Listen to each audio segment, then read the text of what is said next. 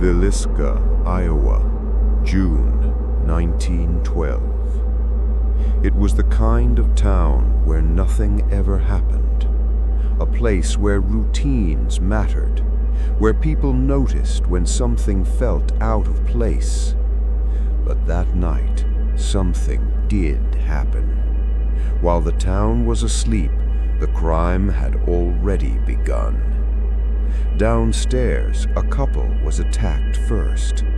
Upstairs, children kept sleeping, unaware that their parents were already dead. No doors were forced open, no screams were heard, no neighbors woke up. When the sun rose, a routine that never failed was broken. Josiah Moore's store never opened. In a town where routines meant everything, that silence was impossible to ignore. By the time anyone understood what it meant, someone entered a house full of children and disappeared without leaving a single clear answer. More than a century later, no one knows who did it or why. At the time, crimes like this were almost unimaginable in places like Villisca. This was not a city. It wasn't anonymous. It wasn't chaotic. It was the kind of town where people trusted one another, where doors were often left unlocked, where serious crime felt distant, something that happened elsewhere. That sense of safety shaped the town, and it also made it vulnerable. At the center of Villisca lived Josiah B. Moore. He owned a farm equipment store and was known for his discipline and routine. Opening his store early every morning wasn't just business, it was habit. Neighbors later said that Josiah Moore was exact with time. He opened his store the same way every morning, same hour, same routine. If the lights were on, it meant everything was normal. If the door was open, it meant the day had begun. That Sunday morning, when the store remained closed, it was more than unusual. It was a warning, one that no one understood yet. His wife, Sarah Moore, cared for the home and their children. They were active in church and well respected in the community. Their 4 children, Herman, Catherine, Boyd, and Paul, were often seen playing together outside. On the evening of Saturday, June 8, 1912, the house welcomed 2 guests. Ina and Lena Stillinger, friends of the family, had attended a church event and were invited to stay the night. The house was fuller than usual and unknowingly more exposed. That night, around 10 o'clock, the lights were turned off. Josiah and Sarah slept in a bedroom on the ground floor. Upstairs, the Moore children slept in one room. Ina and Lena slept in a separate bedroom nearby. Sometime after midnight, someone entered the house. There were no signs of forced entry. Nothing was broken. Nothing disturbed the quiet. What happened next was not impulsive. It was deliberate. There was no evidence of a struggle anywhere in the house. No overturned furniture, no broken doors, no signs of panic. The attacker moved from room to room without urgency.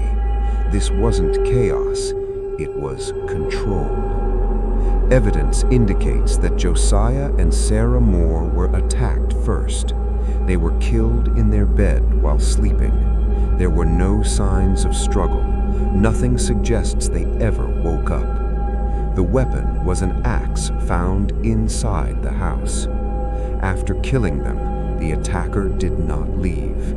He went upstairs. On the second floor, 4 children were still asleep. They had no idea their parents were already dead. One by one, they were attacked in their beds. The pattern was the same: silent, controlled. Finally, the attacker entered the room where Ina and Lena Stillinger were sleeping. The two girls who didn't even live in the house were also killed in their sleep. Not a single scream was reported that night. After the murders, the attacker remained inside the house. Mirrors were covered, windows were blocked with clothing, lights were carefully turned off. None of this was necessary to escape, but it was done anyway. These actions suggested emotional control, not panic. Then the attacker left, unseen, unidentified.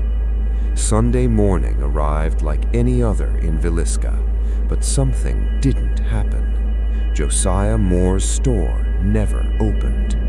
In most towns, that wouldn't mean much, but Josiah was predictable, consistent. Hours passed. The door stayed closed. No children appeared outside. No movement came from the house. The silence felt wrong. A neighbor crossed the street and knocked.